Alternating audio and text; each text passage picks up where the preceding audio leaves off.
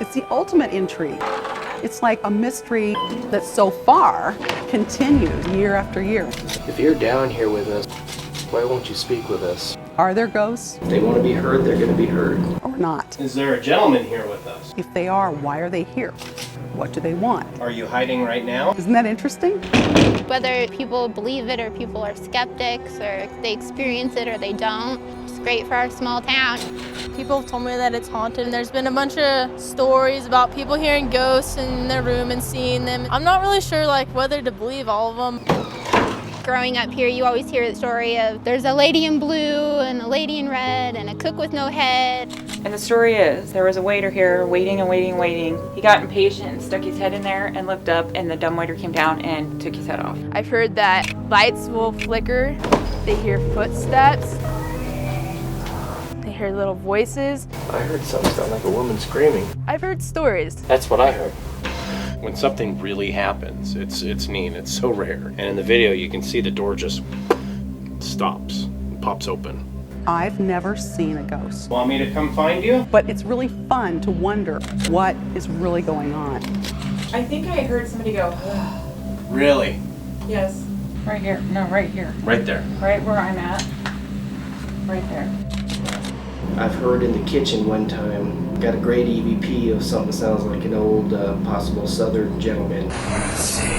And you hear through the static, you hear him talking right over the static.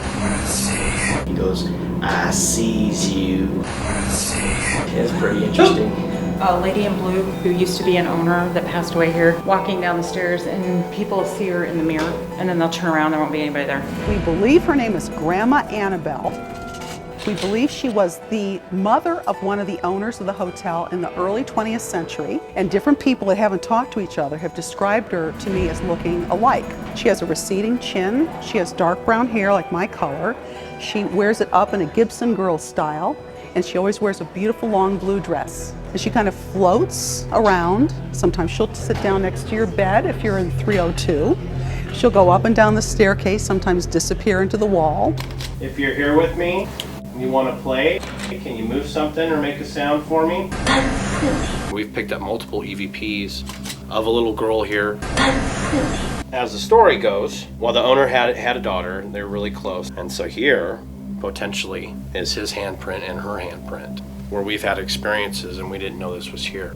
The interesting thing with the prints is this could create an emotional tie to the facility. So from a paranormal point of view, you've got something that's connecting someone to stay. Freaked me out. That put me on a whole nother level tonight. And they said, have you seen the handprints? What are you talking about, handprints? So this is new to me. I'm like a kid in a candy store now.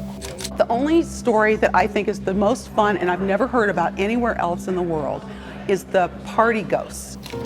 Going back into the 1950s, we'd hear the partying start. And you know what a party sounds like. You've got clinking glasses, a little bit of low hum and laughter, kind of like what you're hearing right now. Maybe a little bit of tinkling music, but nothing you can really distinguish.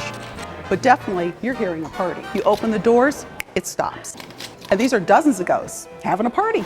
We don't take the position that there are ghosts. We don't encourage that. We just take the position that the hunt for ghosts is nothing but fun.